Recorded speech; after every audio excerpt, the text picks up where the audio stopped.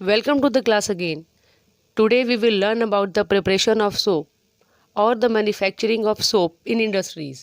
तो soap कैसे बनता है ये पढ़ेंगे आज. तो what are the ingredients that we need to manufacture soap? They are the animal fat और vegetable oil. इन दोनों में से कुछ भी एक ले लेते हैं. इसको हम कहते हैं एस्टर. इसमें हम ऐड करते हैं बेस को, एल्कलीज को. जैसे हमने यहाँ पे सोडियम हाइड्रोक्साइड भी ले सकते हैं, हम इसके अंदर पोटेशियम हाइड्रोक्साइड भी ले सकते हैं. ये दोनों बेस हैं. दोनों में से किसी भी एक को लेते हैं और एस्टर के साथ रिएक्ट करते हैं. कैसे रिएक्ट करते हैं? By heating them. फाइन.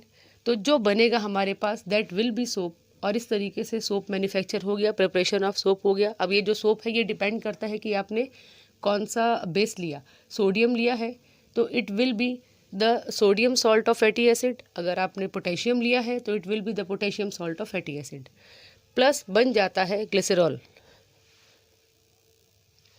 बच्चों ये जो फैट और ऑयल हमने लिया, एनिमल फैट या वेजिटेबल ऑयल हमने लिया, इसके अंदर नेचुरली अकरिंग एस्टर होता है. It has naturally occurring ester. Fine. तो इसमें एस्टर मीन्स इसमें क्या है? इसमें है हाईली फैटी एसिड या फिर long chain of carboxylic acid है. प्लस इसमें है ग्लिसरॉल. तो इसके अंदर ग्लिसरॉल भी है और long chain of fatty acid भी है. तो जैसे ही हम इसको किसी बेस से रिएक्ट करते हैं तो सबसे पहले तो ग्लिसरॉल अलग हो जाता है, सेपरेट हो जाता है.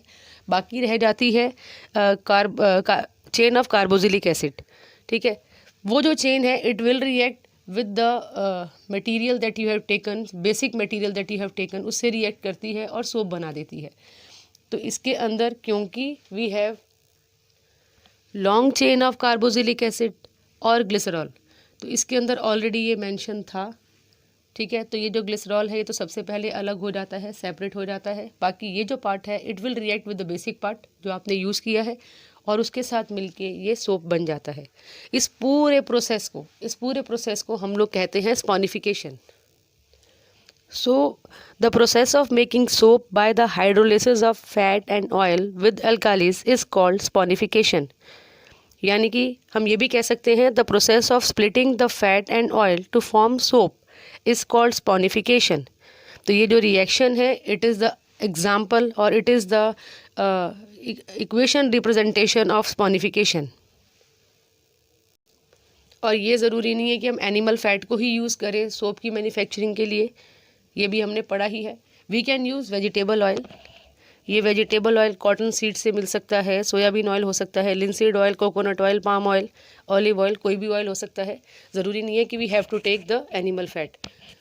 तो इन दोनों में से किसी भी एक को लेके हम लोग सोप की मैन्युफैक्चरिंग कर सकते हैं. So this was the preparation of soap and this process in which the soap was manufactured, this process is called स्पॉनिफिकेशन.